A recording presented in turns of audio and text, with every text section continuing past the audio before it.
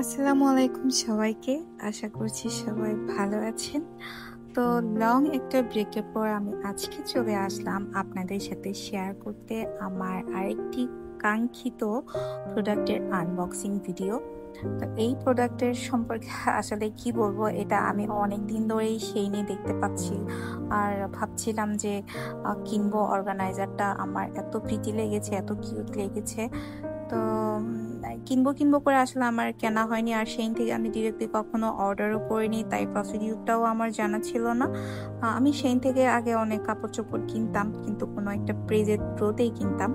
তো এই প্রোডাক্টগুলো আসলে কিভাবে কিনবো আমি ওদের পেজে দেখছিলাম না।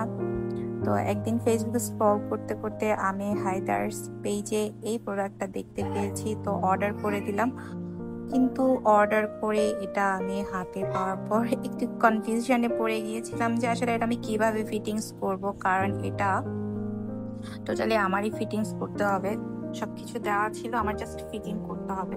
কিন্তু সমস্যাটা হচ্ছে আমি আসলে কোনো রকমে বুঝতে পারছিলাম না যে এটা কিভাবে কি করব। আমি তাদেরকে পেজেও নক করেছিলাম, তারাও আমাকে যথেষ্ট হেল্প করেছে। তো এরপরেও আমার বুঝতে খুব সমস্যা হচ্ছে, কারণ সেট আপটা আমার নিজের হাতেই করতে হবে।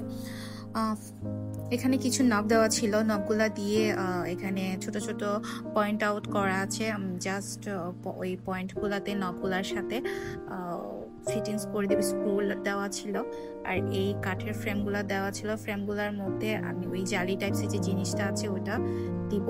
কিন্তু সমস্যাটা হচ্ছে আসলে এইটা যখন আমি স্ক্রু দিয়ে ঘোরাচ্ছি তখন মানে একটা ক্র্যাক সাউন্ড করছে, মনে হচ্ছে যে না এটা এখনই ভেঙে যাবে। আর আমি এতটা টেনশন নিয়ে পড়ে গিয়েছিলাম যে না এটা কখন না ভেঙে যায়, আর আমার এতটা খারাপ লাগতেছে আমার এই পছন্দের প্রোডাক্টটাকে আমি ভেঙে ফেলবো। এটা তো হতেই দেওয়া যাবে না। তো ফাইনালি আমি জিনিসটা এইভাবে গুতাগুতি করতে করতে ঠিকই করে ফেলছি। ফিটিংসটা মোটামুটি আলহামদুলিল্লাহ আমি করতে পেরেছি। তো এখন আসলে আমি আমার জিনিসগুলো সেটআপগুলো গুছিয়ে রাখবো। এটা একটা আসলে ছোট্ট রেক, কিচেন অর্গানাইজার, কিন্তু সবকিছু খুব সুন্দরভাবে গুছিয়ে রাখা যায়। চা কফি বা মশলার জারগুলা, মশলা তেলের জারগুলা, এই আর কি। গুছিয়ে রাখাটা আসলে সম্পূর্ণ নিজের উপর, আপনি যেভাবে চান সেভাবেই আপনি গুছিয়ে রাখতে পারেন। আমি একটু স্টেটিক ভাইব দেওয়ার জন্য ইদানিং এর খুব ট্রেন্ডে থাকা এই লোটাস ফুলগুলো দিয়ে একটু ডেকোরেট করতে চাইলাম। আর পাশের ওই যে বাসটা দেখা যাচ্ছে জিপসামের, ওটা কিন্তু আমার হাতের বানানোই। আমার এই জিনিসগুলো এতটাই এস্থেটিক লাগে। তো এইখানে আসলে মশলার জার রাখতে হবে এরকম কোনো কিছু না, এখানে চাইলে আপনি নিজের মতো করেও রাখতে পারবেন।